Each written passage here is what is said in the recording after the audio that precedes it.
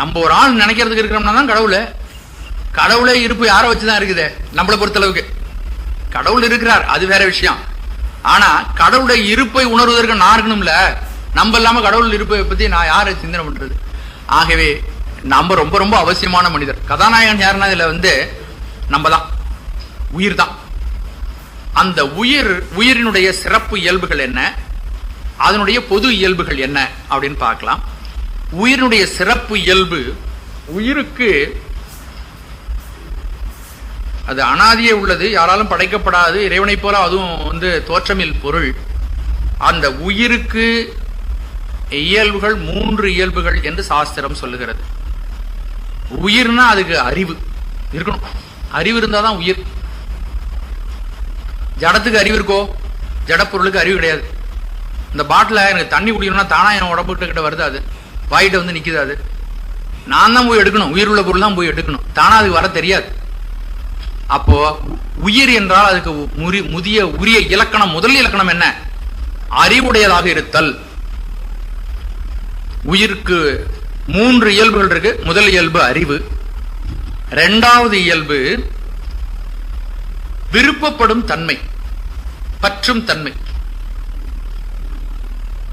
விருப்பம். அறிவு அத டெக்னிக்கல் டேர்ம் அறிவு, இச்சை, செயல். இச்சை நான் தமிழ்ல சொன்ன விருப்பம்னு.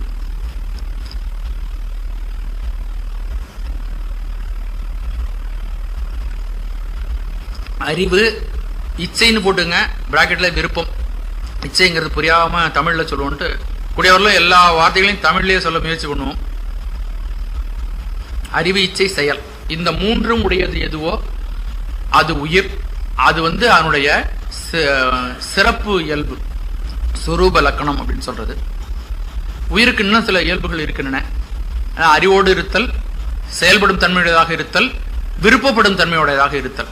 இந்த 3 இல்லைன்னா ஏன்டா அப்படி மண்ணு மாதிரி உட்காந்துருக்க அப்படின்னு கேட்கறமா இல்லையா? ஒரு வேலையும் செய்யாம ஒருத்தன் உட்காந்துருக்கான் வீட்டுல, ஏன்டா அப்படி மண்ணு மாதிரி உட்காந்துருக்க? மண்ணு ஜடம், அறிவில்லாத பொருள். அப்ப மண்ணு ஒரு இடத்துல போட்டா அப்படியே இருக்கும். அது மாதிரி கேட்கறமா இல்லையா? மரக்கட்டை மாதிரி உட்காந்துருக்கேன், நான் இந்த வேலையெல்லாம் பார்த்துட்டு இருக்கேன், முடியாம தானே அதெல்லாம் செஞ்சுட்டு இருக்கேன், ஒன்னும் பார்த்துக்கிட்டு நீ பாட்டு உட்காந்துருக்கேன், என்ன மரமா நீ அப்படின்னு கேட்கறமா இல்லையா? அப்போ உயிர் உள்ள பொருளாக இருந்தால் அதுக்கு என்ன இருக்கணும்? செயல்பாடு இருக்கணும். ஒன்றை பார்த்து என்னதை செய்யணுங்கிற விருப்பம் இருக்க வேண்டும். இந்த 3 இருந்தாதான் உயிர். உயிரினுடைய இலக்கணம் நல்ல மனசுல வச்சுங்க. உயிரினுடைய இலக்கணம் அறிவு, இச்சை, செயல். அப்புறம் இன்னொரு விஷயம் பாத்தீங்கன்னா, இந்த உயிருக்கு இயற்கையான குணம் அப்படின்னு அறிவு இருக்கும். ஆனா அறிவின் துணையால வேற யாராவது இந்த அறிவுக்கு துணை நின்று தூண்டினால்தான் இயங்கக்கூடிய தன்மை உண்டு. யாராவது ஒருத்தர் அதை இயக்கணும். தானாக அறியாமல் வேறொன்றின் துணையாலேயே உயிர் அறியும்.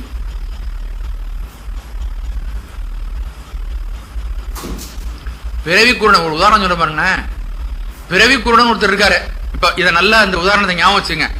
பிறவி குருடர் ஒருத்தர் இருக்கிறாரு. அவருக்கு விஞ்ஞானபூர்வமாக ஆராய்ச்சி எல்லாம் பண்ணி ஒரு ஆபரேஷன் ஒண்ணு பண்றாங்க, மாற்று வெடி ஆபரேஷன் பண்றாங்க. அப்படி பண்ணணும்னா கண்ணு வந்துருது. கண்ணு வருதா? வந்த உடனே அவருக்கு கண்ணெல்லாம் தெரியும், ஆனா இது பாட்டில் தெரியாது. தெரியுமா? இது ஒரு பொருள்னு தெரியும், இது ஏதோ ஒண்ணு இருக்குன்னு நீங்க சொல்லணும், இதுக்கு பேரு பாட்டில். ஏன்னா அவர் தான் முதல்ல பார்த்தது இல்லையே, பார்த்தது இல்ல, தெரியும்.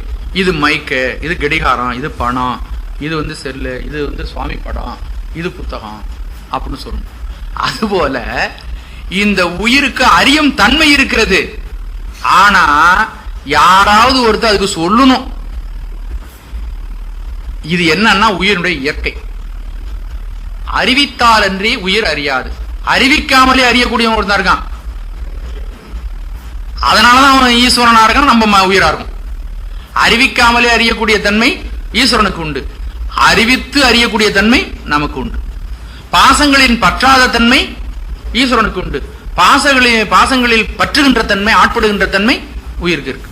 அப்படி வித்தியாசப்படி தெரிஞ்சுட்டாதான் அவனுக்கு நமக்கு உள்ள உயர் தெரியும் நமக்கு. அப்போ இன்னொன்னு என்னன்னு கேட்டீங்கன்னா, அறியும் பொழுது எதனையும் முழுமையாக அறிய முடியாது. இப்ப இந்த மைக்க பாக்குறேன், இப்படி பார்த்த உடனே இது தெரியுது, இது ஒரு உருண்டையா அந்த இடத்துல இருக்கு, இது ஒரு நீளமா ஒண்ணு இருக்கு, இதுல ஒரு ஒயர் கனெக்ஷன் போகுது, இங்கெல்லாம் போகுது, இது எங்கேயோ போகுது அப்படின்னு தெரியுது. இந்த அளவுக்கு இப்ப படுது. இப்ப நீங்க என்ன செய்யணும்னு கேட்டீங்கன்னா அந்த அளவுக்கு தான் தெரியும். அதுக்கு இதுக்கு மேல இதுக்கு பின்புலமாக இது செயல்படக்கூடிய தன்மை இவங்க தெரிஞ்சிருக்காங்க, மைக்கை பத்தி தெரிஞ்சிருக்காங்க. அவங்க எனக்கு சொல்லணும் இதுக்குள்ள ஒரு நுண்பொருள் இருக்கிறது, பேசும்பொழுது அந்த நுண்பொருளை அசைக்கிறது, அது மின்காந்தமாக மாற்றப்பட்டு மின்சாரத்தின் மூலமாக சென்று அது ஒலியாக வருகிறது. நீங்க எனக்கு சொல்லணும், இல்லைன்னா சாதாரணமா எனக்கு தெரியுமா? அப்போ கொஞ்சம் கொஞ்சமாகத்தான் அறியக்கூடிய தன்மை. தயவுசெய்து நல்லா கவனிங்க. இந்த உயிருடைய இயல்பை தெரிஞ்சுக்கிட்டீங்கன்னா நம்ம எப்படி கத்துக்கணும்னு கூட தெரிஞ்சுக்கலாம். நீங்க விஞ்ஞானத்தை எப்படி கத்துக்கணும்னு தெரிஞ்சுக்கலாம், அறிவியல் எப்படி கத்துக்கணும், மற்ற விஷயங்களை எப்படி, பொருளாதாரத்தை எப்படி கத்துக்கணும்னு கூட நீங்க தெரிஞ்சுக்கலாம். ஆகவே இதற்கு படிமுறையால் அறியக்கூடிய தன்மைதான் உண்டு. அப்படின்னா கொஞ்சம் கொஞ்சமா தான் தெரிஞ்சுக்கும். யாராவது ஒருத்தர் அறிவிக்க அறிவிக்க அறிவிக்க இதை பத்தி பூரணமா தெரிஞ்சுக்கும். முதல் சைட்ல தெரியாது, தெரியாது.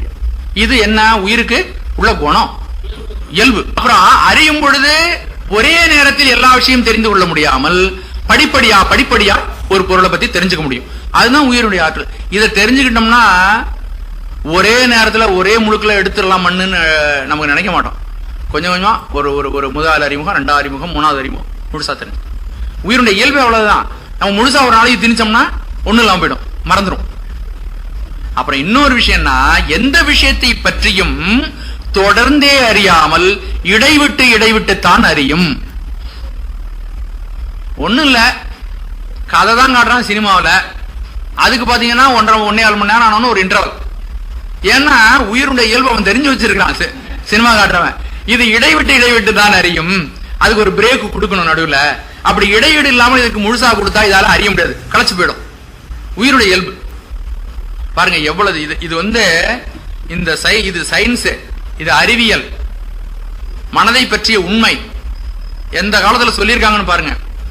இப்ப அறிவியல் பூர்வமா கண்டுபிடிச்ச காலத்துல சொல்லல. இது கைலாயத்தில் இருந்து வந்த ஞானம், அவர்கள் ஞானத்தில் உணர்ந்த விஷயங்களை சொல்றாங்க. இன்னைக்கு பொருத்தமா இருக்குது. அது இடைவிட்டு தான் அறியும். அறிந்தேன் இல்லாமல் இடைவிட்டு அறியும். அப்புறம் இன்னொரு விஷயம் என்னன்னு கேட்டீங்கன்னா, உயிருக்குள்ள குணம் அறியப்படும் பொருளில் அழுந்தி அறியும். அதாவே மாறிடும். எதுலையாவது அனுபவப்படணும்னா அதுக்குள்ளே போயிடும். குடிகாரனாவே போயிடுறான், வெளியிலே வரமாட்டேங்கிறான். அதாவது சார்ந்ததன் வண்ணமாம் தன்மை உடையது உயிர். எதை சாருகிறதோ, எப்படி மழை நீரானது செம்மையான நிலத்திலே விழும்பொழுது சிவந்த நிறமாக ஆகிவிடுகிறதோ, அதுபோல இந்த உயிர் எதை சாருகிறதோ அதனுடைய வடிவத்தை எடுத்துக்கொள்ளக்கூடிய தன்மை உடையது. அப்ப நம்ம ரொம்ப ஜாக்கிரதையா இருக்கணும் இல்லையா? எதோட சேரணும்? அடியாரோட சேரணுமா இல்ல வேற ஆளோட சேரணுமா அப்படிங்கறத நீங்க முடிவு பண்ணிக்கணும். ஏன்னா இதுக்கு உயிருக்கு அந்த மாதிரி குணம் இருக்கு. எதை சாருகிறதோ, எதை போய் சேருகிறதோ அந்த தன்மை அதுக்கு வந்துடும். அடியாரோட சேரணுமா, சான்றோரோட சேரணுமா? அதனால நம்முடைய தொடர்புகளில் நாம் மிக கவனமுடையவர்களாக இருக்க வேண்டும். இப்ப நான் யாரையும் சொல்லலைங்க. சில தொழில்களில் ஆழ்ந்திருப்பவர்களை பார்த்தீங்கன்னா அந்த மெட்டீரியலோட குணம் உங்களுக்கு வரும். அது எப்படி இருக்கோ அவங்க இருப்பாங்க. உலகாயுத பொருள்கள், ஏன்னா எதை சொன்னாலும் இப்போ இங்க இருக்கிறவங்க யாராவது அந்த தொழில இருப்போம், நமக்கு வந்து மனசுல சிரமமா இருக்கும். அதுக்காக சொல்லலை. நாம் எந்த பொருளோட பழகுறோமோ அந்த மெட்டீரியலோட குணம் நமக்கு வரும். நம்ம மனிதரோட பழகும்பொழுது மனிதருடைய குணம் நமக்கு வரும். ஆகவே நாம் பழகிறது, நம்முடைய தொழில் கூட வந்து நம்ம வந்து சரியாக செம்மையாக இருக்கணும். எந்த தொழிலை எடுத்துக்கொண்டாலும் நம்முடைய உயிருடைய மேன்மைக்கும் உலகாயுத விஷயங்களை ரொம்ப கவனிக்காம உயிருடைய மேன்மைக்கு அந்த தொழிலை நாம் பயன்படுத்தணும். சரி, அடுத்தது இது வந்து உயிருடைய சிறப்பு இயல்புகள். உயிருக்கும் இறைவனுக்கும் உள்ள வித்தியாசங்கள் பல முறையாக நான் சொல்லியிருக்கிறேன். பல்வேறு விஷயங்களை நம்ம வந்து இறைவனுக்கும் உயிருக்கும் உள்ள வித்தியாசங்கள் சொல்லியிருக்கிறோம். அதை வந்து மறுபடியும் திரும்ப நம்ம சொல்ல வேண்டாம். இந்த உயிரானது காரிய நிலையில், இப்ப சொரூப நிலை சொல்லியிருக்கோம், இதெல்லாம் உயிரினுடைய உண்மையான இயல்புகள். இது வந்து இந்த உயிர் வந்து இந்த உலகத்துல வந்து பிறக்க விட்டாச்சு. உயிருக்கு உருவம் கொடுத்து இந்த உலகத்துல பழக விட்டாச்சு. இந்த உயிர் உலகத்தில் பழகும் பொழுது மற்ற பல்வேறு பொருள்களோடு தொடர்பு கொள்ளும் பொழுது பல்வேறு நிலைகளை அடைகிறது.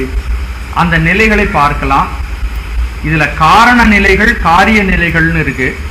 காரண நிலைகள் 3 உயிருக்கு இருக்கின்றன. வேணா குறிச்சுக்கலாம். காரண நிலைகள்,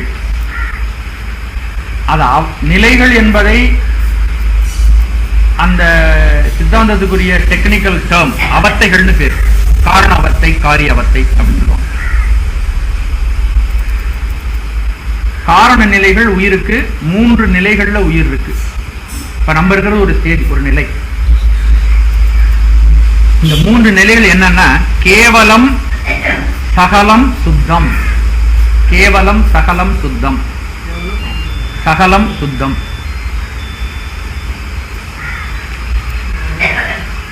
கேவலம், சகலம், சுத்தம்.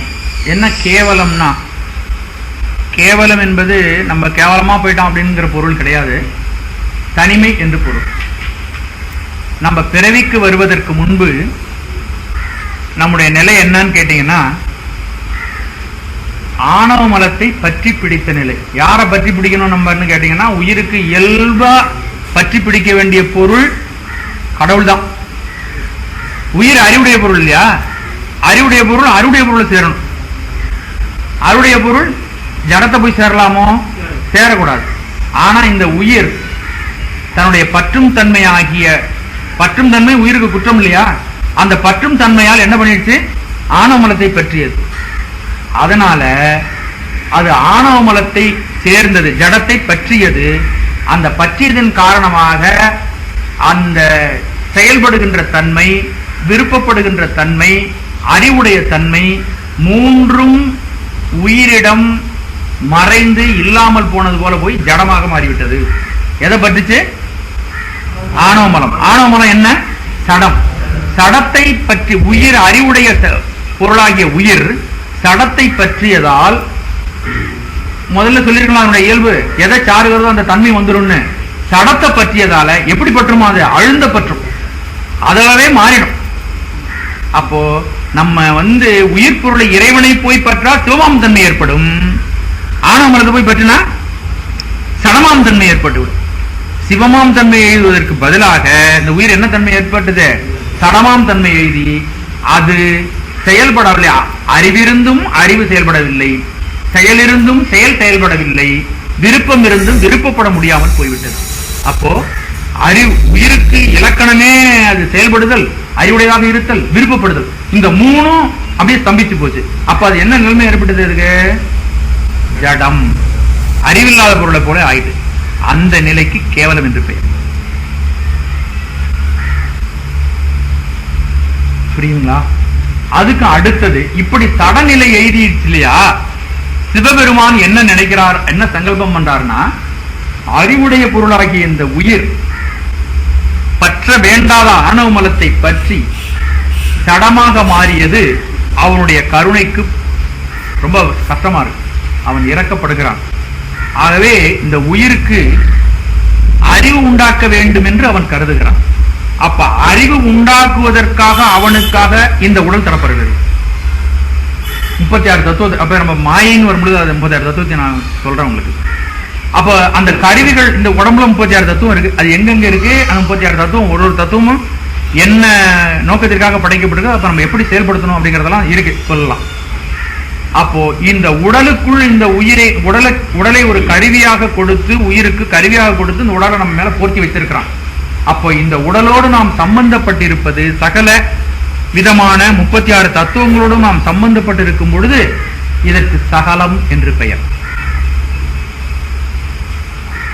ஆணவ மலத்தோடு மட்டும் இருந்த பொழுது அதற்கு கேவலம். ஆணவ மலத்தில் இருந்து நீங்குவதற்காக இந்த 36 கருவிகளையும் நம்மோடு சேர்த்து சகல கலைகளோடும் நம்ம இந்த உலகத்திற்கு அனுப்பி வைத்திருக்கும் பொழுது சகலம். இப்ப இந்த சகல நிலையில் சிவபெருமான் நம்மை ஈடுபடுத்தி, உடல் இருக்காது, இருக்காது, இல்ல உடல் இல்ல, கேவலத்துல உடல் இல்ல, அருவ நிலையில இருக்கு உயிர். சரியா புரிஞ்சுட்டு நல்ல கேள்வி கேட்டார். சரியா புரிஞ்சுட்டு நல்ல கேள்வி கேட்டார். அப்போ சகல நிலையில் இதுக்கு உடல் இருக்கு. இந்த சகல நிலை பல்வேறு பிறவிகளால் அமைந்தது. ஒரு பிறவியில நமக்கு கொடுக்கப்பட்ட நோக்கம் புரியாததுனால இந்த உலகம் நிலையாமையுடையது. இந்த உலகத்தில் நாம் தேவையான அளவு இந்த உலகத்தை பொருட்படுத்தி இந்த உலகத்தில் வாழ்ந்து அறிவை பெற வேண்டும். இதை சுகபோகத்திற்கு இந்த உடலை பயன்படுத்தக்கூடாது அப்படிங்கிறதெல்லாம் அந்த உயிருக்கு விளங்காமல் போனதுனால மீண்டும் மீண்டும் சந்தர்ப்பங்களை இறைவன் அவருக்கு வகுத்தளிக்கிறான். இப்படி சகலத்துல பல்வேறு பிறவிகள் வருகின்றன. இப்படி பிறவிகள் வர வர அனுபவப்பட்டு மீண்டும் மீண்டும் பிறந்து இறந்து எதனால் இப்படி பல்வேறு பிறவிகளில் நாம் கஷ்டத்தில் உழல்கிறோம் என்ற அறிவு தானாகவே ஏற்பட செய்து அதன் விளைவாக நம்முடைய விருப்பத்தின் விளைவாக நாம் வெறுப்பின் விளைவாக பல்வேறு வினைகளை செய்கிறோம். இந்த வினைகளின் விளைவாக நமக்கு பல்வேறு பிறவிகள் வருகின்றன. இதற்கெல்லாம் மூல காரணமாக இருப்பது நம்முடைய விருப்பு வெறுப்பு. ஆகவே நாம் உயிர் என்ற பொருள் நமக்கு விருப்பு வெறுப்பு கிடையாது, உடல் பூர்வமானது விருப்பு வெறுப்பு. இதை நாம் செலுத்தக்கூடாது என்ற நிலைக்கு உயிர் வருகிறது. அப்போ இந்த விருப்பு வெறுப்பின் விளைவாக முன்காலத்தில் செய்த வினைகளின் விளைவாக நமக்கு வரக்கூடிய இன்பங்களையும் துன்பங்களையும் சமமாக பார்க்கின்ற ஒரு நிலை உயிருக்கு ஏற்படுகிறது. அதுக்கு இருவினை ஒப்புன்னு சொல்றது. இப்பெல்லாம் ஒண்ணு எழுதிக்க, அதை எழுதிக்காது. அந்த இருவினை ஒப்பு மலபரிபாகம் சத்தினிபாகம் என்ற ஒரு நிலையை இறைவன் தருகிறான். இந்த அனுபவத்தின் மூலமாகவே தருகிறான். இந்த நிலை வந்தவுடனே இறைவன் இந்த உயிரை அதுபோல அனுபவப்படுத்தி பக்குவப்படுத்தி குருநாதனாக இறங்கி வந்து அருவரத்தொருவன் அவனில் வந்து குருவரனாகி அருடைய பெருமையை சிறுமை என்று கடாதே அப்படின்னு பெருமா சொல்கிறார். அப்படி அருவரத்தொருவன் அவனில் வந்து குருவரனாகிறான். குருவரனாகி இந்த உயிருக்கு உபதேசம் செய்கிறான். ஞான உபதேசங்கள், மந்திரோபதேசங்கள், வழிப்படுத்துதல், நெறிப்படுத்துதல், இப்படி நூல்கள் மூலமாக சாத்திரங்கள் மூலமாக எல்லாம் நமக்கு. அப்போ இதையெல்லாம் தெரிந்த உயிரானது சரியான நன்னெறியில் நடக்க ஆரம்பிக்கிறது. ஆரம்பிக்க குருநாதனுடைய திருவருளால் அவனுடைய சஞ்சித கர்மங்கள் அனைத்தும் முற்றிலும் பொசுங்கி போகிறது. சஞ்சித கர்மங்கள் அழிகின்றன. பிராரப்த கர்மங்கள் தன்னை வினையை வலிமை குறைகிறது. ஆகாமிய கர்மங்கள் புது புது கர்மங்கள் அதெல்லாம் விளக்கமா சொல்ற மறுபடியும் அவையெல்லாம் ஏறாமல் போய்விடுகிறது. வினையில் இருந்து முற்றிலும் இந்த உயிர் நீங்கி ஆணவ மலத்தில் இருந்து முற்றிலும் விடுபட்டு இது இறைவனுடைய திருவருளுக்கு பாத்திரமாகி இந்த மண்ணுலகில் வாழும் பொழுதே சாஸ்வதமான பேரின்பத்தை அனுபவிக்கிறது. சிவபெருமானுடைய திருவடி பேரானந்தத்தை மண்ணுலகத்திலே அனுபவிக்கிறது. அதற்கு சுத்தம் என்று பெயர். மூன்றாவது நிலை சுத்தம். சுத்தம் கேவலம் சகலம் சுத்தம் நிலையில இருக்கிறோம். இப்ப நம்ம இருக்கிற நிலை என்ன? கேவல நிலையை கடந்து வந்துட்டோம். இறைவனவர்களால இப்ப நமக்கு என்ன நிலை கிடைச்சிருக்குது? சகல நிலை கிடைச்சிருக்குது. நம்ம என்ன அடைய போகணும்? இப்ப நம்ம இருக்கிறது தெரியுது, இருந்தது தெரியுது. இதுதான் உண்மையான வரலாறு. உண்மை உயிருக்குள்ள உண்மையான வரலாறு என்பது இதுதான். நம்ம பத்தி நம்ம இதுவரையிலும் தெரியாம இருந்திருக்கிறோம். பல்வேறு விஷயங்கள் பாருங்க. இந்த ஒரு செய்தியை உங்களுக்கு உயிரை பற்றி சொன்ன உடனே நம்முடைய உயிருடைய இயல்பை நீங்க பொருத்தி பார்த்தீங்கன்னா உங்களுக்கு தானாவே இதை சொல்றதெல்லாம் உண்மைங்கிறது தெளிவா தெரியும். இடைவிட்டு அறிதல், படிமுறையால் அறிதல், அறிவுடைய பொருளாக இருத்தல், விருப்பப்படும் தன்மை உடையதாக இருத்தல், செயல்படும் தன்மை உடையதாக இருத்தல், சார்ந்ததன் வண்ணமாம் தன்மை உடையதாக இருத்தல், அறிவிலே அழுந்தி அறிதல். எதையாவது போச்சுன்னா அது உள்ளே போயிடும். போயிட்டு டெஸ்ட் பண்ணி எங்கேயாவது போனாலும் அங்கேயே போயிடறான் பாருங்க, அங்கேயே குடும்பம் வச்சிடறான். ஆகவே அப்படியெல்லாம் தன்னை அழுந்தி அறிதல், இதெல்லாம் உயிருடைய இயல்பு. அப்போ அறிவுடைய ஒரு சிநேகிதம், ஒரு தொடர்பு அப்படின்னு சொன்னா அருடைய பொருள் தானே சாரணும். அருடைய பொருள் ஜடத்தை போய் சாரலாமா? சாரக்கூடாது இல்லையா? நமக்கு இயற்கை என்ன? பாலோடு பால் கலப்பது போல, எண்ணெயோடு எண்ணெய் கலப்பது போல, ஒரு பூனையோடு பூனை சேர்ந்து வாழ்வதை போல, மனிதனோடு மனிதன் சேர்ந்து வாழ்வதை போல, உயிராகிய அறிவுடைய பொருளுக்கு இணக்கமான உறுதுணையாக இருக்கக்கூடியது எது? அது சிவபெரும்பொருள் தானே, அறிவுடைய பொருள் தானே. நம்மளோட பேரறிவா இருக்கிறத நம்ம சேரணும். நம்மோட ஒண்ணு இல்லாத போய் நம்ம போய் சேர்றது நியாயமா, சரியா, குற்றம் தானே அது. அப்போ நம்மோடு இறைவன் சேர்ந்தால் அது நமக்கு குணம். இறைவனோடு நம்முடைய தொடர்பை அதிகப்படுத்தி கொண்டு போனால் அது நம்முடைய குணம். நமக்கு தாழ்ந்த பொருளாகிய சடத்தோடு நம்ம ஐக்கியப்படுத்திக் கொண்டால் அது குற்றம் இல்லையா? அப்போ உயிருடைய இயல்பு தெரிஞ்சதுக்கு பிறகு நம்ம எப்படி நடக்க வேண்டியதுங்கிறது நமக்கு தெளிவா தெரியும். இதெல்லாம் உயிரை பற்றிய உண்மைகள். இப்படி உயிர் காரண அவத்தைகள்னா எதுக்கும் பயப்படாதீங்க. அந்த வார்த்தைகள் கொஞ்சம் பயமுறுத்தும். அதுக்குள்ள டெக்னிக்கல் டேர்ம்ஸ் அதான் நிலைகள் என்று வைத்துக் கொள்ள வேண்டும். இவைகள் காரண அவத்தைகள். காரிய அவத்தைகள் என்று சொல்லக்கூடியது நம்ம இப்போ உடலோடு கூடி வாழுகின்ற பொழுது ஆணவமலம், கண்மமலம், மாயாமலத்தோடு கூடி நாம் இந்த உலகத்தில் செயல்படுகின்ற அனைத்தும் உயிரினுடைய பொது இயல்பு. இப்போ நம்ம ஒரு நாளில் ஒரு 5 விதமான நிலைகளில் நாம் இருக்கிறோம். அதை பத்தி நம்ம சிந்திச்சிருக்க மாட்டோம். என்ன 5 விதமான நிலைகள்? இப்போ உட்காந்து நம்ம பேசிட்டு இருக்கோம். இது என்ன நிலைன்னு பேரு? விழிப்பு நிலை, ஜாக்கிரம் என்று சொல்வார்கள். சாக்கிர நிலை, அது வந்து டெக்னிக்கல் டேர்ம். சாக்கிர நிலை, அதுக்கு தமிழ்ல நனவு நிலை. படுத்த உடனே தூங்குறதுக்கு முன்னாடி ஒரு மாதிரியான மனநிலை, தூங்கி இருந்தோம் கனவு, சொப்பனம், கனவு நிலை.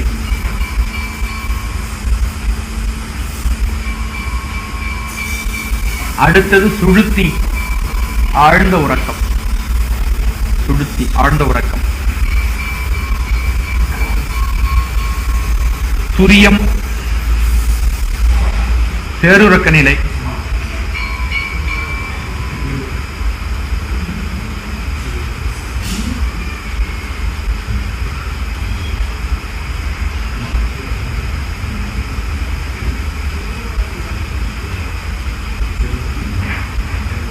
பேருறக்க நிலை.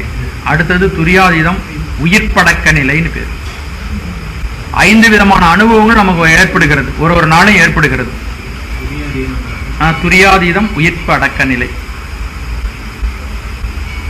நான் மீண்டும் சொல்கிறேன், வேற வேற இயக்கங்கள்லாம் சொல்ற எந்த வார்த்தையும் நீங்க இங்க கிளப் பண்ணிக்காதீங்க, அதை சம்பந்தப்படுத்திக்காதீங்க.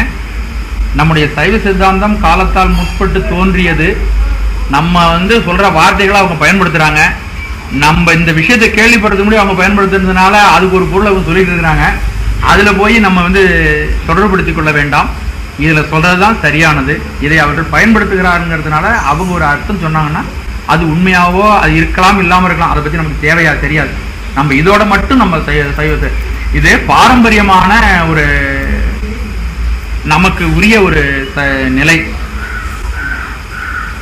இதை சரியா வெளிப்படுத்தக்கூடியவர்கள், இதை வந்து எடுத்துக்கொண்டு சென்றவர்கள், முற்காலத்தில் இருந்தவர்கள் வலிமையா சென்றிருந்தா அந்த உலகம் பூரா அது தழுவப்பட்டிருக்கும். இன்னைக்கு நம்ம தமிழர்களுக்கே உரிய உயர்ந்த குணம் என்னன்னு கேட்டீங்கன்னா, நமக்கும் தெரிஞ்சுக்க மாட்டோம், மற்றவர்களுக்கும் தெரிவிக்க மாட்டோம். இங்க வந்து தன்னை தியாகப்படுத்தி கொண்ட பெரியவர்கள் அநேகர்கள் இருக்கிறார்கள். ஒரு திருநாவுக்கரசு நாயனார் வந்து அவரை எடுத்துக்கிட்டு போக கூடாது அந்த உலகம் பூரா. திருஞான சம்பந்தர் எடுத்துட்டு போக கூடாதா? எலும்பு பெண்ணை வந்து எலும்பா இருந்த ஒரு எலும்பு உருவத்தை பெண்ணாக்கி இருக்கிறார். இறந்து போன முதலை வாயில் சென்ற குழந்தை மீண்டும் உயிரோடு எடுக்கப்பட்டிருக்கிறது. எத்தனை அற்புதம் நடந்திருக்கு. அற்புதத்துக்கு நம்மள்ட்ட என்ன குறைவா இருக்கு? எடுத்துக்கொண்டால் அற்புதம் அற்புதம் அற்புதம் அற்புதமே, எல்லாம் அற்புதம் தான். நம்முடைய அடியார்களுடைய வரலாற்றுல செய்யக்கூடிய எல்லாமே அற்புதங்கள். ஆண்பனை பெண்பனை ஆயிற்று. தங்க தாளம், மடையில் வாழை பாட்டு பாடுறாரு பாருங்க. தங்க தாளம் ஓசை கொடுத்த நாயகனுடைய அருளால் தங்கமே ஓசை கொடுத்ததாக, ஓசை தருவதாக மாறிட்டு. எவ்வளவு சொல்லலாம்னா, ஒவ்வொரு செயலுமே ஒரு பெரிய சமயம் ஆக உருவெடுக்கும். இதை நம்ம எடுத்துக்கிட்டு சரியா போகணும், எடுத்து சரியா சொல்லணும். ஏன்னா இது உலகம் தழுவிய மதம், முழுமையான ஒரு செய்தி. இந்த செய்தியில வந்து ஒரு செய்தி ஒரு சமயமா பெருசா மாறி இருக்கு. அதை பெருசா கொண்டாடுகிறார்கள், கொண்டாடுபவர்கள் இருக்கிறார்கள். அதற்கு வந்து அவருடைய பணம், காசு, அவருடைய வலிமை, அரச ஆட்சி எல்லாம் பயன்பட்டு கொண்டிருக்கிறது. நம்முடைய பெருமையை நமக்கு தெரியல, நம்ம முன்னெடுத்து செல்லவில்லை. அதுதான் ஒரு பெரிய குறை. அதனாலதான் பெரிய பெரியவங்கெல்லாம் கடை விரித்தேன் கொள்வாரில்லை, கட்டி கொண்டேன் செல்லுகின்றேன்னு போயிட்டாங்க இல்லையா? இந்த அற்புதமான இந்த சைவ சமய உண்மைகள் இன்னைக்கு உலகம் தழுவி இருக்கணும், உலகத்தை முழுகடிச்சிருக்கணும். இந்த வெள்ளத்துல அவ்வளவு பேரும் வந்து இந்த உண்மைகளை தெரிந்து கொண்டு இந்த பக்குவத்தின் நிலைக்கு வரக்கூடிய அளவுக்கு நம்ம செஞ்சிருக்கோம். நம்ம ஊர்ல இருக்கிறவங்களே நம்ம கூப்பிட்டு இதை உட்கார வைக்கிறதே நமக்கு சிரமமா இருக்குது. நிறைய பேர் வந்து கேட்கணும். இது வந்து ஒரு வாய்ப்பு, ஒரு அற்புதமான வாய்ப்புங்கிற இந்த செய்திகள் நமக்கு கிடைக்கிறதுங்கிறது பெரிய வாய்ப்பு. ஏன்னா இறைவனிடமிருந்து நேராக வரக்கூடிய செய்திகள் இல்லையா? அவனே அருள் புரிந்து நமக்காக இந்த மண்ணுலகத்திற்கு தந்த செய்திகள் இல்லையா? இதை முன்னெடுத்து சென்று இந்த உலகம் பூராவும் பரப்ப வேண்டிய பணி நம்முடையது இல்லையா?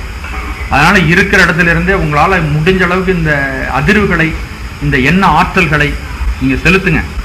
சரியான நபர்களாக நாமே மாறி அமைவோம். நம்ம சுற்றி இருக்கிறவங்களுக்காக இந்த செய்தியை நம்ம சொல்ல வேண்டாமா? இந்த உண்மையான ஆன்மீக வெள்ளத்தில் எல்லாரையும் மூழ்கடிக்க வேண்டாமா? அவர்களையும் நம்ம வந்து இந்த செய்திகளை தெரிந்தவர்களாக, இதுல வாழ்க்கையில நடைபோடுகின்றவர்களாக நம்ம மாற்ற வேண்டாமா? அது ரொம்ப முக்கியம், அவசியம். இதுல ஒன்றும் தனித்திறமையெல்லாம் ஒன்றும் வேண்டாம். அவனுடைய அருள் நிச்சயமாக எல்லாருக்கும். எனக்கே அந்த வந்து இந்த வாய்ப்பை கொடுத்துருக்கானா, உங்களுக்கு அதை விட அதிகமாக நிச்சயமா கொடுத்துருப்பான். நான்லாம் ரொம்ப சாதாரணமான ஒரு மனிதன், ஒன்றும் பெரிய விஷயம்லாம் தெரிஞ்சோம்னா எனக்கு கிடையாது. அவ்வளோதெல்லாம் ஒரு புத்திசாலி எல்லாம் கிடையாது.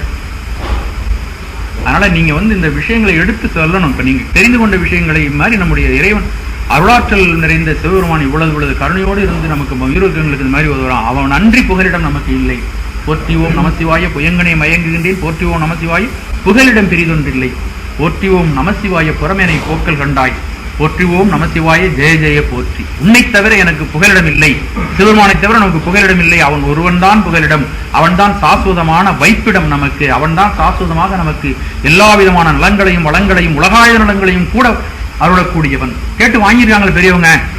காம்பியனோட நேத்திரங்கள் பணித்தருள வேண்டும். நல்ல பிரேம் போட்ட கண்ணாடி கொடுறான்னு கேட்கிறார். கரிவிரவு நெய்சோறு 30 வேண்டுமா? ஒரு வேளை கூட 30 கொடு, 30 3 பொழுதும் கொடு. கரிவிரவு நெய்சோறு, ஆமா பட்டு வேஷ்டி வேணும், எல்லாம் வேணும். கேட்கறது அவங்கள்ட்டே கேட்கலாம்.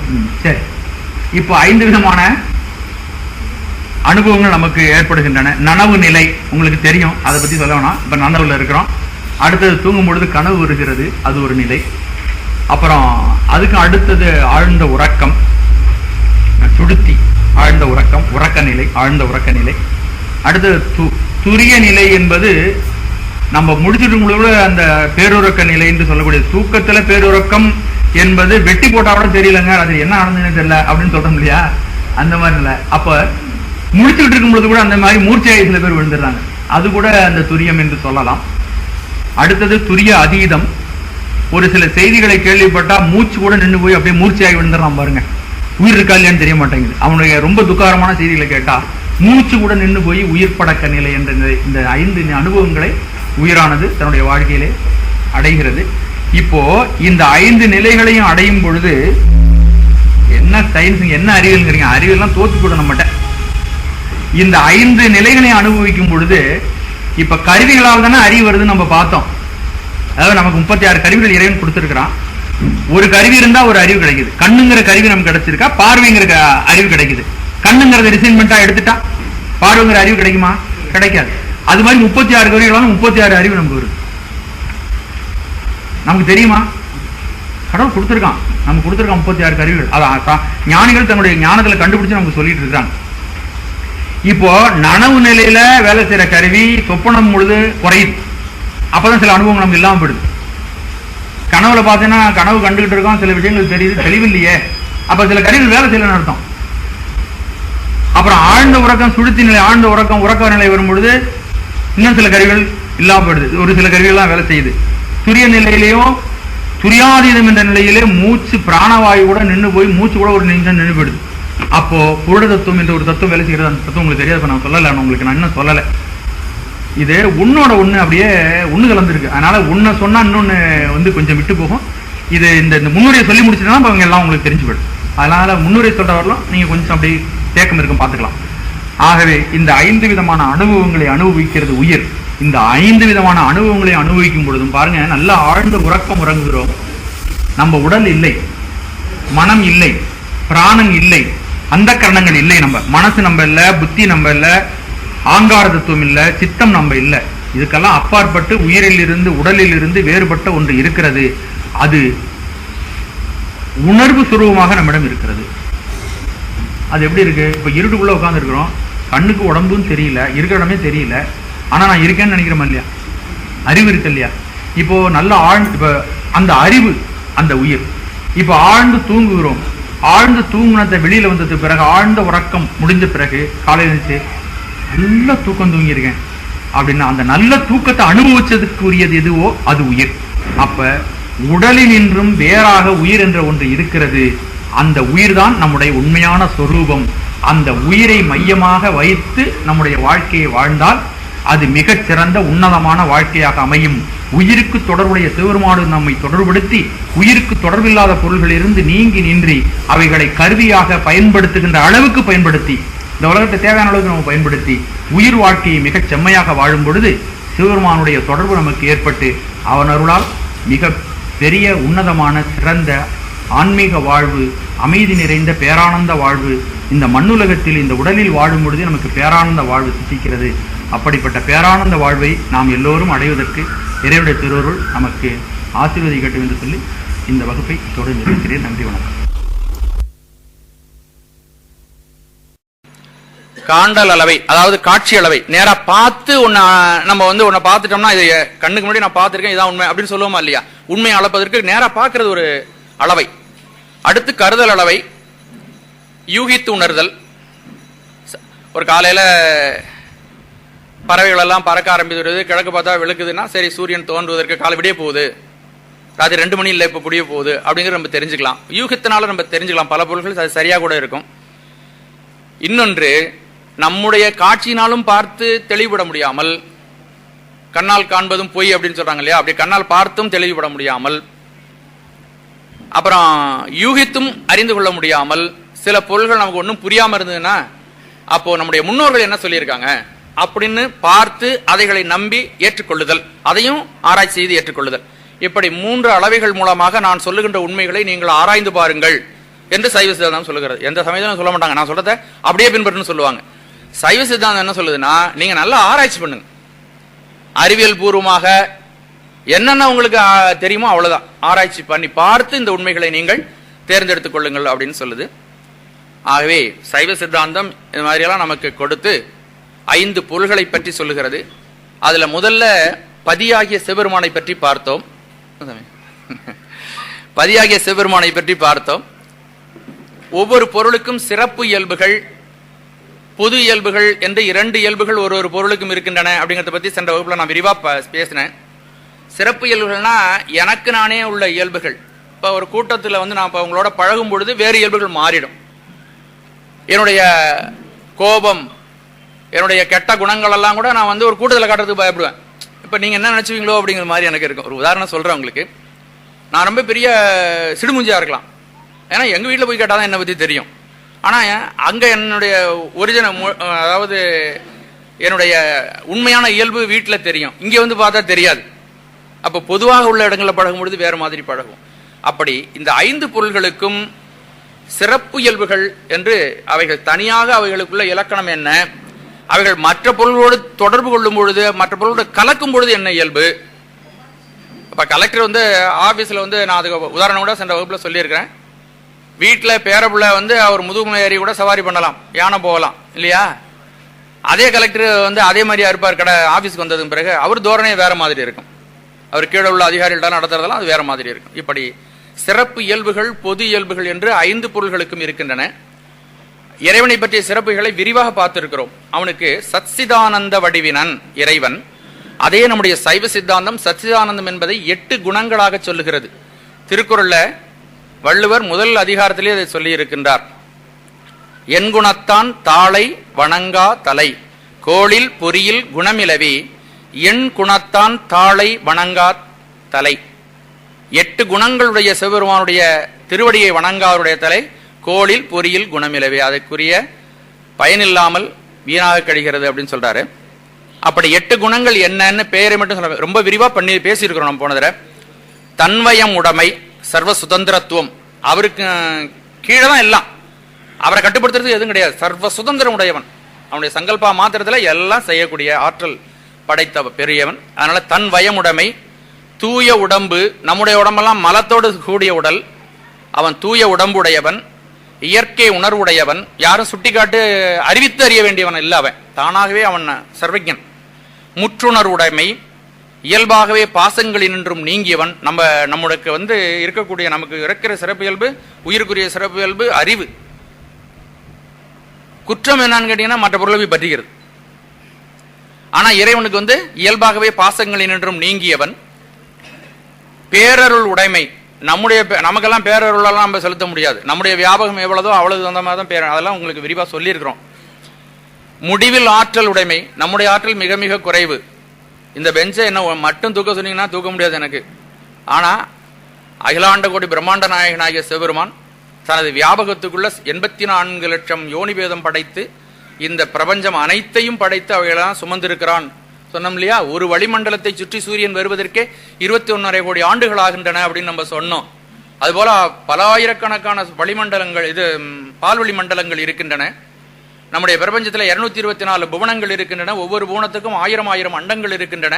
கணக்கில்லாத விரிகி பெருகிந்து இருக்கின்ற அண்டாண்டத்தையும் அவன் தன்னுடைய மடியிலே சுமந்திருக்கிறான். அப்ப அவனுடைய ஆற்றல் முடிவில் ஆற்றல், முடிவில்லாத ஆற்றல். அந்த ஆற்றலுக்கு எல்லை காணவே நம்மளால முடியாது.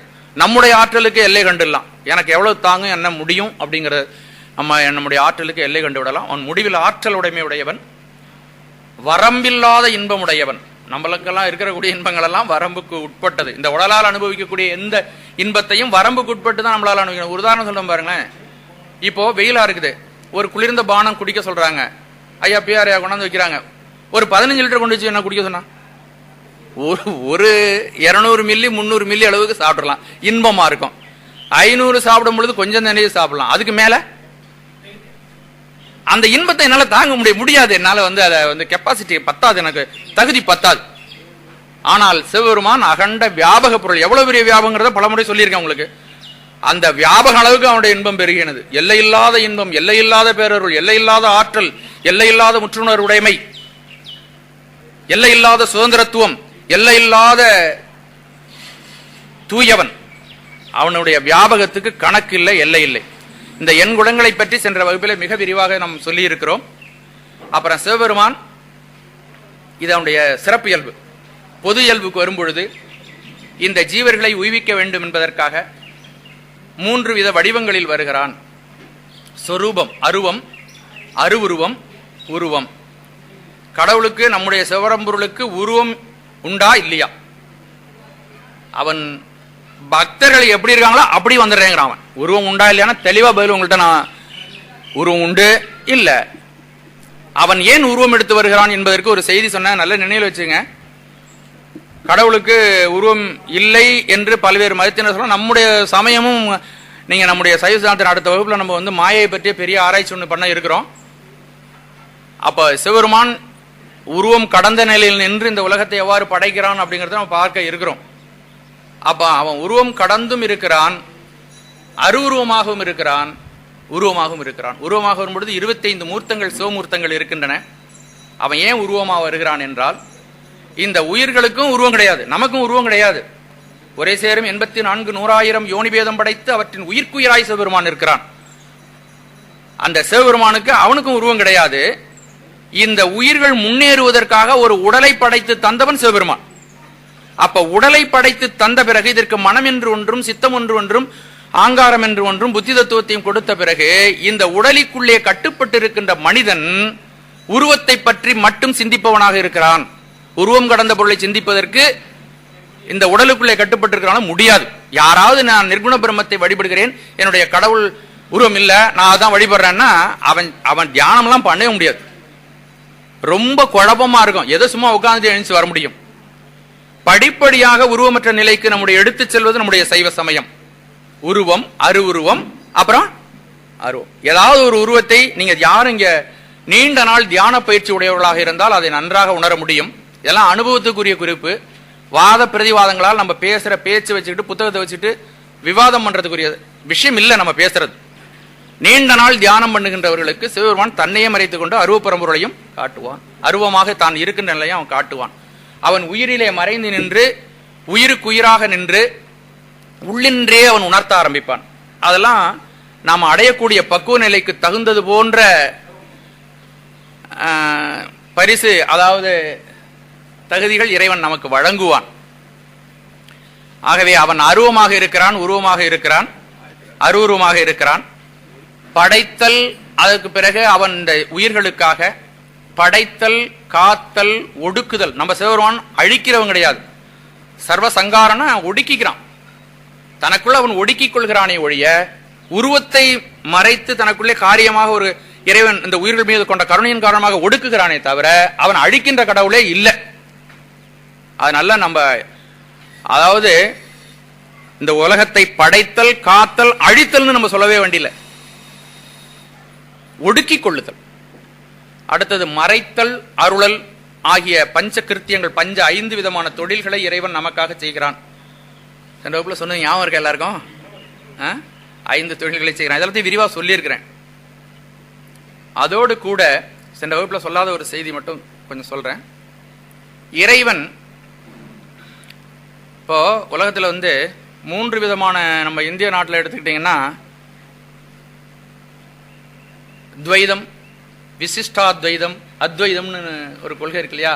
அப்ப நமக்கு என்ன கொள்கை? சைவ சித்தாந்தம்னா சுத்தாத்வித கொள்கை அப்படின்னு ஒரு கொள்கை இருக்கு. சுத்தாத்விதம், சுத்த அத்வைதம் அல்லது சிவாத்வைதம்னு அதை சொல்லலாம். இறைவன் இந்த உயிர்களோடு, அந்த அத்வைதத்தினுடைய சுருக்கமான ஒரு செய்தி என்னன்னா, இறைவன் உயிர்களோடு ஒன்றாகவும் வேறாகவும் உடனாகவும் இருக்கிறான். அது என்ன? ஒன்றாக இருத்தல், வேறாக இருத்தல். ஒரே ஆள் எப்படி ஒன்றாக இருக்க முடியும், அப்புறம் வேறாகவும் இருக்க முடியும், அப்புறம் உடனாகவும் எப்படி இருக்க முடியும் அப்படின்னு சந்தேகம் வரும் இல்லையா? அதை பற்றி மட்டும் கொஞ்சம் செய்தி சொல்லுவோம். ஒன்றாக இருத்தல் என்றால், இப்போ இந்த உடல் இருக்கு, ஒரு உதாரணம் சொல்றேன் பாருங்க. உதாரணத்தின் மூலமா தான் இதை விளக்க முடியும். இந்த உடம்பு இருக்கு, இந்த உடம்புல எங்க உயிர் இருக்கிறது சொல்லுங்க பார்க்கலாம். சொல்ல முடியுமா நம்மால? சொல்ல முடியாது. எங்க பார்த்தாலும் உடம்பு பூரா உயிர் விரவி இருக்கிறது. எவ்வளவு உடல் வியாபகமுடையது உயிர். ஆனா இந்த உடலுக்குள்ள கட்டுப்பட்டு போயிருக்கிறது. இந்த உடல் அளவுக்கு வியாபகம் இருக்கிறது. நகத்தை வேகமா பிச்சா கூட வலி இருக்கும். அப்போ உயிரினுடைய தன்மை அங்கும் இருக்கிறது. முடிய வேகமா உருவனா கூட அங்கேயும் வலி இருக்கும். அப்போ உயிரினுடைய உயிர் வந்து இந்த உடல் பூராக வியாபித்து இருக்கிறது. யானைனா யானை அளவுக்கு அது வியாபித்து இருக்கிறது. அது வியாபக பொருள். இந்த உடம்பு உள்ள வந்தனால அந்த உடம்பு அளவுக்கு அது கட்டுப்பட்டு போயிருக்கிறது. எப்படி இந்த உயிரானது உடலில் வியாபகமாக இருக்கிறதோ அதுபோல இறைவன் எல்லா பொருள்களையும் தனது வியாபகத்துக்குள் அடக்கி அவைகளோடு ஒன்றாக இருக்கிறான். இந்த உதாரணத்தை நல்லா தெளிவா மனசுல நினைவு இருந்தாதான் அடுத்த உதாரணம் ஞாபகம் வரும். உடலில் எவ்வாறு உயிர் ஒன்றாக இருக்கிறதோ அதுபோல இந்த பிரபஞ்சம் அனைத்திலும் சிவபெருமான் நிறைந்திருக்கிறான். இன்னொரு விதமா சொன்னா, அவனுடைய வியாபகத்துக்குள்ளதான் இந்த பொருள்கள் அனைத்தும் தங்கி இருக்கின்றன. அவன் இல்லாம நம்மளுடைய இருப்பு இருக்கா? நம்ம உட்கார்ந்து இருக்க முடியுமா? நம்ம இந்த தரையில உட்கார்ந்து இருக்கோம்னு சொல்லலாம். நமக்கு உண்மை தெரியாதனால என்ன கடவுள்னு ஒன்னும் அவசியம் கிடையாது. நான் தரையில உட்கார்ந்து இருக்கேன். ஆனா அந்த தரை என்பது எதனுடைய சிருஷ்டி அப்படின்னு பாத்தீங்கன்னா, படைத்தல் எதன் மூலமாக படைக்கப்பட்டிருக்கிறதுனா இறைவன் தான் படைத்திருக்கிறான். அப்போ இந்த இந்த பிரபஞ்சத்தை இயக்குகின்றவன், இதை இயக்கி செயல்படுத்துகின்றவன் அவன் தானே. அவனுடைய அகண்ட வியாபகத்தில் தான் நாம் அனைவரும் அமர்ந்திருக்கிறோம். நம்ம என்ன காரியம் செஞ்சாலும் அவனுடைய திருமடி மேல் இருந்துதான் நாம் செய்து கொண்டு இருக்கிறோம். அவனுக்கு தெரியாம ஏதாவது செய்ய முடியுமா? ஆமா, கண்காணியில் என்று கள்ளம்பல செய்வார் திருமூலர். கண்காணி, இறைவனுக்கு கண்காணின்னு ஒரு பேரு. இந்த மலேசியாவில எல்லாம் கண்காணி இருப்பாங்க. கண்காணிக்கின்றவர்கள் கண்காணி. அதாவது இந்த பிரபஞ்சத்தில் உள்ள அனைத்து உயிர்களையும், இந்த பிரபஞ்சம் அனைத்தையும் அவன் கண்காணித்துக் கொண்டே இருக்கின்றான். அந்த இறைவன் எங்கும் வியாபித்திருக்கிறான், எல்லா உயிரிலும் கலந்திருக்கிறான். அவன் இல்லாத இடமே இல்லை. அவன் எல்லாத்துக்குள்ள உள்ளாகி பூடாகி எல்லாவற்றிலும் அவன் இருக்கிறான். வானாகி மண்ணாகி வழியாகி ஒளியாகி ஊனாகி உயிராகி உண்மையுமாய் இன்மையுமாய் ஊனாகி ஆண் எனது என்று அவரவரை கூத்தாட்டு வானாகி நின்றாய் என் சொல்லி வாழ்த்துவனே. பார்வத மண்டம் அனைத்துமாய் முளைத்து படர்ந்ததோர் படரொளி பரப்பே. இந்த பிரபஞ்சம் அனைத்திலும் அவனுடைய சாநித்தியம், அவனுடைய உயிர்ப்பு ஊடுருவி இருக்கிறது. அவனுடைய உயிர்ப்பு ஊடுருவி இல்லாவிட்டால் நீங்க தலாட்ட முடியாது. நம்ம உட்கார்ந்துருக்கிறதே அவன் மேலதான் உட்கார்ந்துருக்கும். ஒரு சேர் இருக்கு, டபக்கு உருவிட்டானா என்ன அவன் தடால்னு கீழே வந்துடும் இல்லையா? அது போல அவனுடைய இருப்பு இல்லாவிட்டால் நம்ம உயிர்ங்கிறது ஒண்ணு உட்கார்றதுக்கு இடம் இல்லை. ஆகவே அவன் நம்மோடு ஒன்றாக இருக்கிறான். சரி, ஒன்றாக இருக்கிறான். ஏன்னா வேறாக இருத்தல்னா, இந்த உயிர்கள் எப்பொழுதும் அறிவித்தால் தான் அறியும். இப்ப ஒரு பிறவிக்குருடர் ஒருத்தர் இருக்கார். ஒரு உதாரணத்துக்கு சொல்றேங்க. அந்த பிறவிக்குருடர் ஒருத்தர் இருக்கிறாரு. விழி திரையில தான் ஏதோ கோளாறு இருக்கிறது என்று விழிமாற்று ஆபரேஷன் செய்துட்டாங்க. அவருக்கு இதுவரையிலும் கண்டுபிடிக்கல. விஞ்ஞான உண்மை இப்பதான் அந்த மாதிரி கண்டுபிடிச்சு அவருக்கு ஒரு ஆபரேஷன் பண்ணிருக்கிறாங்க. ஒரு 25 வயசு அந்த இளைஞருக்கு. அவர் கண்ணை திறந்தோன்னா பாக்குறாரு. பார்த்தா பொருள்லாம் தெரியுது, எல்லா பொருளும் தெரியும். ஆனா நமக்கு பிறந்தத்திலிருந்து வளர்ந்ததிலிருந்து வர்றதுனால இது கோயில், இது சுவாமி, இது ஐயா அப்படின்னு தெரிஞ்சிடும். அவருக்கு தெரியும் கண்ணை திறந்தோன்னு ஏதாவது தெரியுமோ? யாராவது ஒருத்தர் ஆமா இது இருக்கு, இது என்னன்னு தெரியாது. இது பாட்டில், இது ஒரு இதுக்கு தமிழ் தெரியல எனக்கு. பாட்டில், இது ஒரு கடிகாரம் அப்படின்னு நம்ம சொல்லணும். ஒன்னொன்னா சொன்னாதானே அவருக்கு தெரியும். அதுபோல இந்த உயிருக்கு அறிவு இருந்தாலும், முதல்ல உயிரினுடைய இயல்பு சொல்லும்போது அதை பத்தி நான் விளக்கம் சொல்லியிருக்கிறேன்.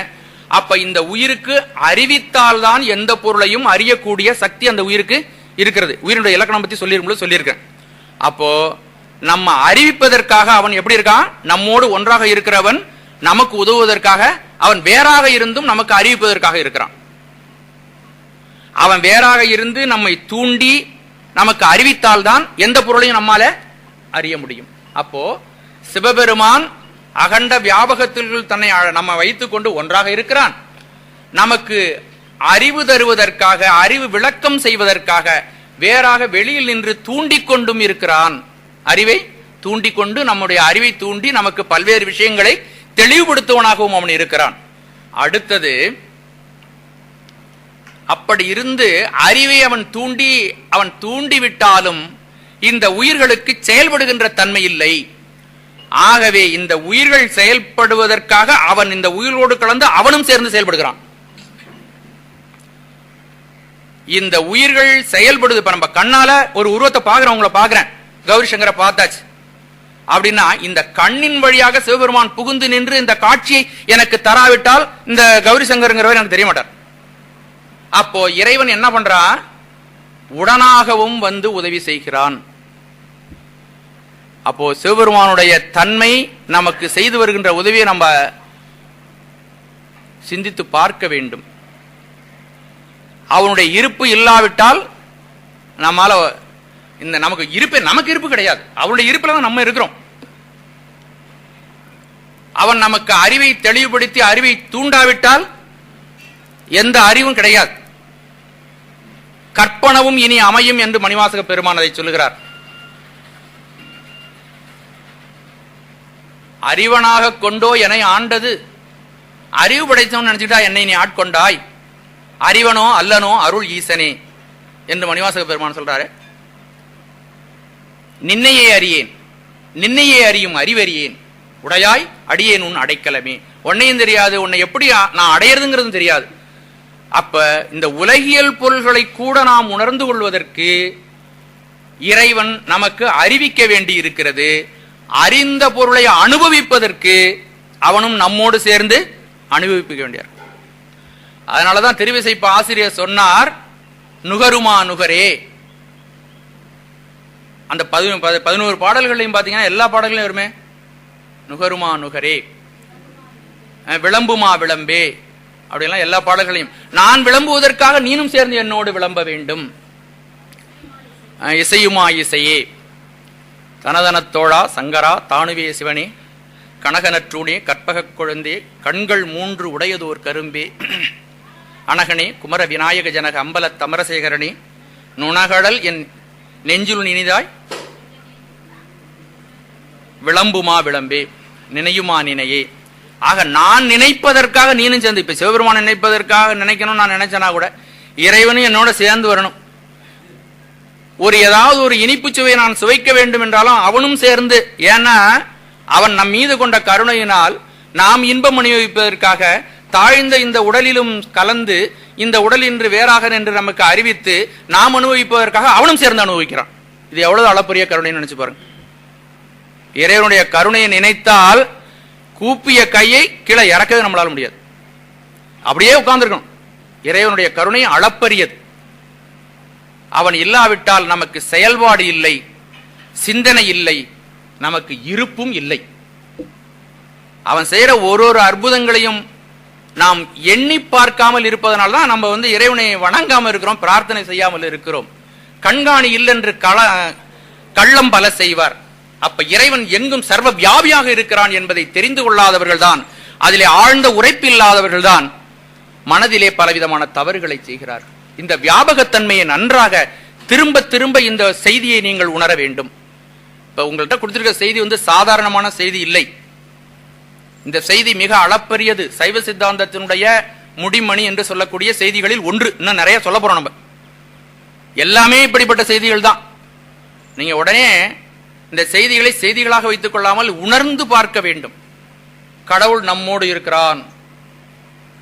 உயிர் எப்படி உடலோடு கலந்து இருக்கிறதோ அப்படி உயிரோடு கலந்து உடலிலும் கலந்து அவன் இருக்கிறான். அவன் சடப்பொருள்களோடும் கலந்திருக்கிறான், சேதன பொருள்களோடு அறிவுள்ள பொருள்களோடும் கலந்திருக்கிறான். அவன் கலந்தில்லாத பொருள் ஒன்றுமில்லை. அதனாலதான் பார்வத மண்டம் அனைத்துமாய் முளைத்து படர்ந்ததோர் படரொளி பரப்பே, நீருறுதியே நினைவதேலறிய நின்மலா நின்னருள் வெள்ள சீருரு சிந்தை எழுந்ததோர் தேனே, திருப்பெருந்துறையுரை சிவனே ஒன்றும் நீ அல்லை அன்றி ஒன்றில்லை யார் உன்னை அறிய கேட்பாரே.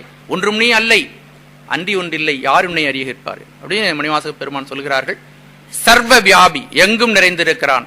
அவனை இவ்வாறு அவன் எங்கும் நிறைந்திருக்கின்ற பரம்பொருள் என்று யார் அவர்கள் உணர்கிறார்களோ அவர்கள் கண்காணித்துக் கொண்டே இருக்கிறான் என்று கள்ளத்தை செய்ய மாட்டார்கள்.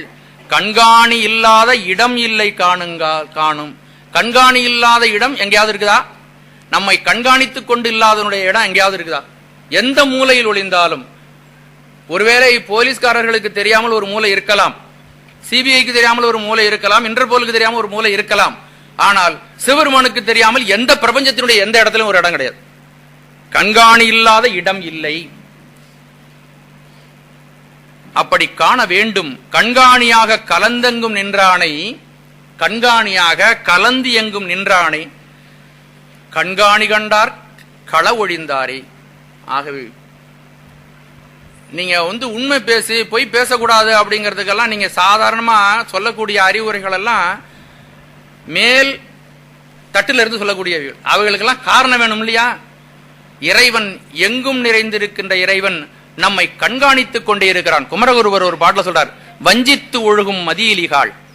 வஞ்சித்து, மற்றவர்களை வஞ்சித்து உங்களுடைய வாழ்க்கையை வளமாக்கி கொண்டிருக்கின்ற மதியில்லாதவர்களே, யாவரையும் வஞ்சித்தோம் என்று மகிழன்மின். எல்லாரையும் வஞ்சித்திட்டோம், எல்லாரையும் ஏமாத்திட்டோம், நம்ம பெரிய பணக்காரன் ஆயிட்டோம். இந்த பணம் நம்மகிட்ட இருக்கிற பணம் பல தலைமுறைகளுக்கு வரும், யாரும் நம்மை நெருங்கவே முடியாது, இது பாதுகாப்பு அரணாக இருக்கிறது.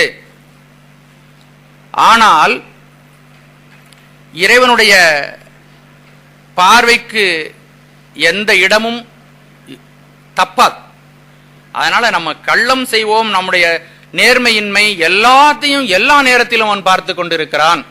வஞ்சித்தோம் என்று மகிழன்மின், வஞ்சித்த எங்கும் உளனொருவன் காணுங்கால் என்று அஞ்சி அங்கம் குலைவது அறிவு. எங்கும் உள்ள ஒருவன் நம்மை கண்காணித்துக் கொண்டே இருக்கின்றான், வஞ்சித்ததையும் அவன் கண்காணித்துக் கொண்டே இருக்கிறான் என்று அங்கம் குலைவது அறிவு. நமக்கு அதில் பயம் ஏற்பட வேண்டும், தவறு செய்வதில் பயம் ஏற்பட வேண்டும். ஏன் தவறு செய்யக்கூடாது? இயற்கை நீதிகள் சுரூபமானது. நம்ம ஒரு நியதிங்கிற ஒரு தத்துவத்தை பத்தி பெரிய ஆராய்ச்சி பண்ண போற சவிதாலாம் சொல்றாங்க. நியதி என்ற ஒரு தத்துவத்தை பற்றி நாம் சிறப்பாக ஆராய இருக்கிறோம். நியதி சொரூபமானவன் சிவபெருமான். நீதியே செல்வ திருப்பெருந்துறையில் நிறைமலர் குருந்த மேவிய சீர் ஆதியே அடியேன் ஆதரித்து அழைத்தால் அதந்துவே என்றருளாயே. அவன் நீதி சொரூபமாக இருக்கிறான். எந்த கடவுளுக்காக இப்படி சொல்லியிருக்காங்களா? சிவபெருமான் நீதி சொரூபமாக இருக்கிறான், நியதி சொரூபமாக இருக்கிறான். அவனுடைய அமைப்பில நியதி தவறுவதே இல்லை. சூரியன், சந்திரன், அதனுடைய போக்கு வரவுகள், அண்டாண்டங்களும் இவ்வளவு பெருசு மிதக்கிட்டு இருக்க, எங்கேயாவது ஒண்ணுக்கு அடிபட்டு மோதி எங்கேயாவது வருதா பாருங்களா? அவைகளுக்குரிய இயல்பான பாதைகளில் சுற்றி சுண்டு கொண்டிருப்பதான் காலம் காலமாக இந்த உலகத்திலே ஏற்படுகின்ற பருவநிலைகள் எல்லாம் மாறி இரவு பகல் பருவநிலைகள் எல்லாம் மாறி அமைகள் ஒரு கோட்டுக்குள்ளே ஒரு கணிப்புக்குள்ளே அடங்குகின்றன. சந்திரகிரகணம் சூரிய கிரகணம் முன்னாடியே கணிக்கிறோம். எப்படி கணிக்கிறோம்? உலகமே பிரபஞ்சமே நியதி சுரூபமாக இருக்கிறது, நியதிக்கு உட்பட்டு செயல்படுகிறது. அதனால என்னால கணிக்க முடியும். சந்திரகிரகணம் இந்த நிலைக்கு வரும், சூரிய கிரகணம் இன்னைக்கு வரும்னு கணிக்க முடிகிறது. நியதி இல்லாம கண்ணாவுன்னா நடந்ததுன்னா, பேரறிவுடைய இறைவன் அவனுடைய கண்காணிப்பில், அவனுடைய இயக்கத்தில், அவனுடைய சங்கல்பத்தில், அவனுடைய நிர்வாகத்தில் இந்த பிரபஞ்சம் அனைத்தும் நடந்து கொண்டு இருக்கிறது. ஆகவே கண்காணித்துக் கொண்டே இருக்கிறான். அப்படிப்பட்ட சிவபெருமான் ஒன்றாய் வேறாய் உடனாய் இருந்து உதவுகிறான். அந்த அவனுடைய பெருமையை சொல்லணும்னா பாடமே நடத்த முடியாத அளவுக்கு அவ்வளவு வரும். பாருங்க, ஒரு சின்ன இன்னொரு உதாரணம் ஒண்ணு நினைவுக்கு வந்த உதாரணம் சொல்றேன். நம்ம உணவு சாப்பிட்றோம், அரிசி சோறு சாப்பிட்றோம், காய்கறிகள் சாப்பிட்றோம், மற்ற பலகாரங்கள் சாப்பிட்றோம். இந்த உணவை இந்த உடல் எடுத்துக்கொண்டு பல்வேறு உறுப்புகளாக மாறுகின்றன. ஒரே ஒரு உணவு தான் நம்ம சாப்பிட்றோம். ஒரு உறுப்பு கண்ணாக மாறி காட்சியை காணுவதற்கு உரிய கருவியாக மாறுகிறது. இந்த சிஸ்டம் நீங்க யாராவது செஞ்சு வச்சீங்களா அந்த உடம்புக்குள்ள? அந்த உடம்புக்கு என்ன அறிவு பாருங்க, பாடிலி விஸ்டம்னு சொல்றாங்க. அந்த பாடிலி விஸ்டம், அந்த உடலுக்குரிய அந்த பேரறிவை யாரு இந்த உடலுக்கே அமைத்து தந்தது? இறைவனுடைய அருள் தான். நம்ம சாப்பிடுற சாப்பாடு கண்ணுக்கு போய் அதனுடைய சத்து பொருள் கண்ணுக்கு போய் கண்ணு பார்ப்பதற்கு பயன்படுகிறது. அதே சத்து பொருள் ஹிருதயத்துக்கு போய் விரிங்கி சுரிந்து கொண்டே நம்முடைய ஆயுள் காலம் முழுதும் விரிந்து சுருங்கி கொண்டே இருக்கிறது. இன்னொரு சத்து பொருள் எலும்பாக மாறுகிறது. நம்ம நினைச்சு செய்யறோமா இது எலும்புக்காக சாப்பிடுறோம், இது இருதயத்துக்காக சாப்பிடுறோம், இது கண்ணுக்காக சாப்பிடுகிறோம். இன்னொன்னு, சிறுநீரகமாக எத்தனை பல லட்சக்கணக்கான நெஃப்ரான்ஸ் சொல்றாங்க. அது ஓயாது இயங்கிக் கொண்டு நாம் சாப்பிடுகின்ற தேவையில்லாத பொருள்கள் எல்லாம் எடுத்து அதுக்குள்ள இருக்கிற கழிவு பொருட்கள் எல்லாம் பிரிச்சு நம்ம உடம்ப சுத்தப்படுத்திக்கிட்டே இருக்குது. தொடர்ந்து நெஃப்ரான்ஸ். கணையம் 2000 ரசாயன பொருட்களை உற்பத்தி செய்கிறது. பித்தப்பை அது உற்பத்தி செய்து இந்த பொருளை சிமிர்ப்பதற்கு பயன்படுத்துகிறது. இப்படி ஏராளமா அந்த உடம்பு சிஸ்டமே எடுத்துக்குங்க, வேற எங்கேயுமே போக வேண்டாம். இதெல்லாம் நம்மளா பார்த்து பார்த்து கரெக்ட் பண்ணி வச்சிருக்கிறோம். இங்க உள்ள இந்த உடம்ப நீங்களா எடுத்துக்கிட்டீங்க. அப்போ இந்த உடலினுடைய நம்ம சாப்பிடுறது உணவு தான் பாருங்க, அது கண்ணா மாறி மற்ற பொருட்களை பார்ப்பதற்கு கண்ணாக மாறுகிறதே யார் செய்த தந்திரம், யார் செய்த வித்தை? அப்படி இறைவனுடைய இருப்பும் செயல்பாடுகளும் ஒவ்வொரு நிமிடமும் அவனை நாம் நன்றியோடு நன்றி பெருக்கோடு நினைத்து வழிபடுவதற்கும் வணங்குவதற்கும் நியாயமான ஒழுக்கமான நேர்மையான சிறப்பான வாழ்வையை இந்த மண்ணுலகத்தில் வாழவும் விண்ணுலகத்தை இந்த மண்ணுலகத்திலே இறக்கி கொண்டு நாம் எல்லோரும் சுபிட்சமாகவும் ஆனந்தமாகவும் வாழ்வதற்காகத்தான் சிவபெருமான் இப்படிப்பட்ட வாழ்க்கையை நமக்கு கொடுத்திருக்கிறான் என்பதை நாம் நன்றாக உணர்ந்தவர்களாக நாம் இருக்க வேண்டும். ஏனென்றால் நமக்கு மற்றவர்களுக்கு வித்தியாசம் இருக்கணும். சைவ சித்தாந்தம் ஒரு தொடக்கமே கேட்டாலே போதும், மற்றவங்களுக்கு நமக்கு ஒரு வித்தியாசம் வந்துடணும். ஏனென்றால் இது ஸ்பரிச வேதி, தொட்டதெல்லாம் பொன்னாக்கக்கூடிய ஒரு ரசவாத குளிகை இருக்கிறது என்று சொல்கிறார்கள் இல்லையா? அதுபோல இந்த சாத்திரமானது எப்படிப்பட்ட குற்றங்கள் மலங்கள் இருந்தாலும் அதையெல்லாம் மாற்றி சிவமாம் தன்மை அடைவதற்கு வழிகாட்டுகின்ற மிக உன்னதமான உயர்ந்த ஒரு சாத்திரம் இந்த சாத்திரம். ஆகவே இந்த ஒன்றாய் வேறாய்ங்கிறத இந்த அளவுக்கு நான் இன்னைக்கு சொல்றேன். இன்னும் வகுப்புகள் வரும்பொழுது இன்னும் நிறைய அதை பத்தி சொல்றேன். இன்னும் ஒரு உதாரணம் சொல்லி அதை அடுத்த அதுக்கு போகலாம். இதை இன்னும் எளிமையா புரிஞ்சுக்கிறதுக்கு ஒரு உதாரணம், ஒரு நிகழ்ந்த உதாரணம். நீங்க பண்டிதமணி கதிரேச செட்டியார்னு ஒரு பெரியவர் கேட்டிருக்கீங்களா? பார்த்திருக்கீங்களா? பார்த்திருக்க முடியாது. மகிபாலன் பட்டி அந்த பெரியவர் அவங்க திருவாசகத்துக்கு மிகச்சிறந்த திருச்சகத்துக்கு உரை எழுதியிருக்கிறார்கள், திருவம்பவைக்கு உரை எழுதியிருக்கிறார்கள், நீத்தல் விண்ணப்பத்திற்கு எழுதியிருக்கிறார்கள். மிகச்சிறந்த அற்புதமான உரை. திருவாசகம் முழுக்கும் அவங்களால எழுதலையே அப்படின்னு ஒரு ஏக்கம் நமக்கு இருக்கிறது. அப்படிப்பட்ட பெரியவர்கள் அவர்கள் ஒரு முறை ஒரு இது மாதிரி ஒரு சொற்பொழிவுக்கு வந்தார்கள். அவர்களுடைய கால் கொஞ்சம் ஊனம். அப்படி அந்த சொற்பொழிவு நடக்கின்ற கூடத்துக்கு உள்ள வரும்பொழுது அவர் நொண்டிக்கிட்டே அந்த கையை குச்சியை வாங்கிட்டு வந்தாங்க. வந்து இந்த இடத்துல உட்கார வந்தாங்க, அந்த நாற்காலியில் உட்கார வந்தாங்க. அப்பொழுது பக்கத்தில் இருக்கிறவர் அந்த ஐயா உட்கார்ந்து இப்படி சாத்தி வச்சா சருகிச்சு உடனே அந்த கழியை வாங்கி கொண்டு போய் ஒரு மூலையில் வச்சுட்டார். அந்த சொற்பொழிவு முடிந்த உடனே அவங்க எழுந்திருக்க வேண்டும். அவங்க சைவ சித்தாந்தத்தில் ஆழ்ந்து தோய்ந்தவர்கள். அவர்கள் சொன்னார்கள், ஒன்றாக இருந்த ஒருவன் இப்பொழுது வேறாக இருக்கிறான். அவன் என்னோடு உடனாக வந்தால் அன்றி என்னால் எழுந்து நடக்க முடியாது.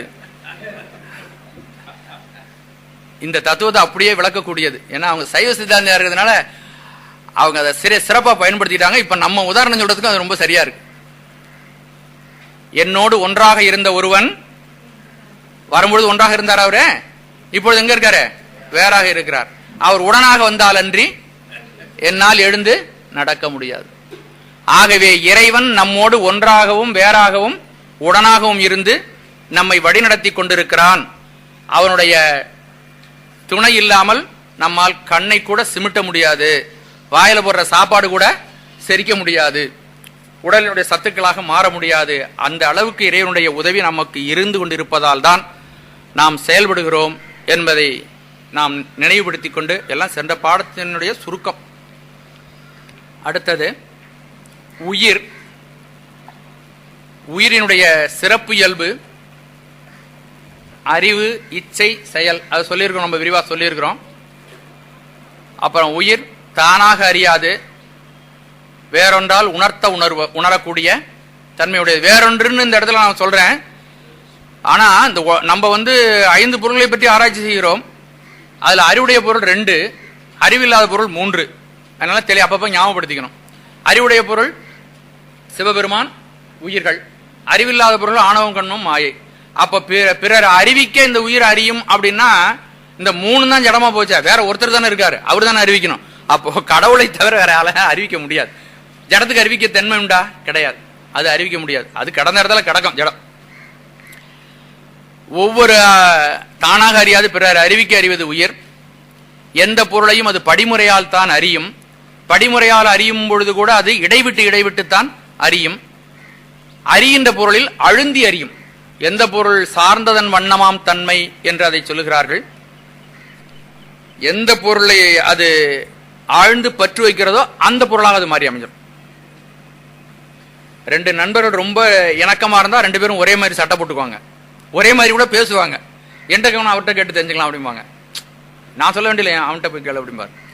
அப்போ இணைந்து எதோடு நாம் ஆழ்ந்து பற்று வைக்கிறதோ உயிர், அதனுடைய தன்மை அதுக்கு வந்துடும்.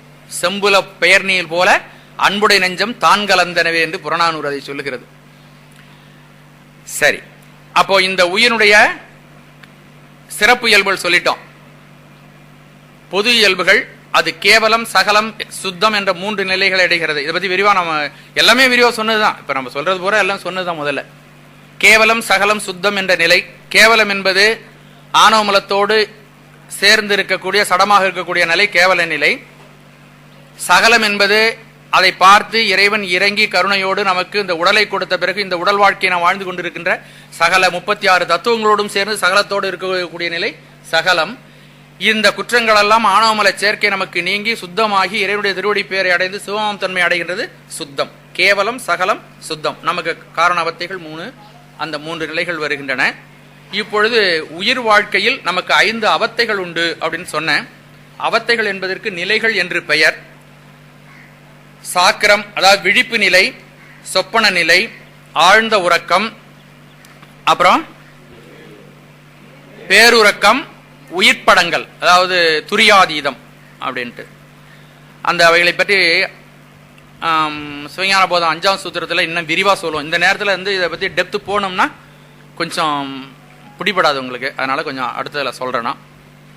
அப்புறம் அவத்தைகளில் இன்னும் சிலதற்கு பேரை மட்டும் கேள்விப்பட்டு வச்சுங்க. இப்ப அதை பத்தி உள்ளே போக வேண்டாம்.